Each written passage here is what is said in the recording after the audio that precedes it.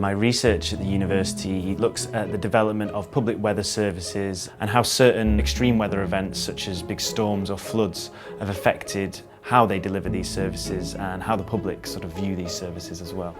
I think a lot of people think they're experts on the weather, which is a very British thing maybe, but a lot of that aspect is really sort of what interests me of how people actually use weather forecasting in sort of their everyday life.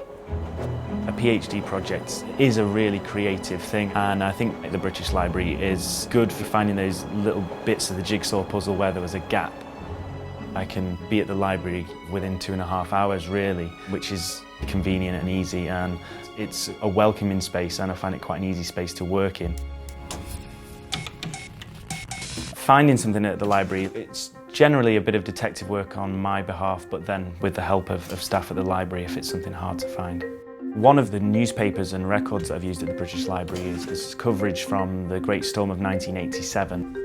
Why didn't they warn us is one of the memorable headlines, and the records there of the storm through the newspapers and through regional newspapers there as well have really helped give me an insight into that event.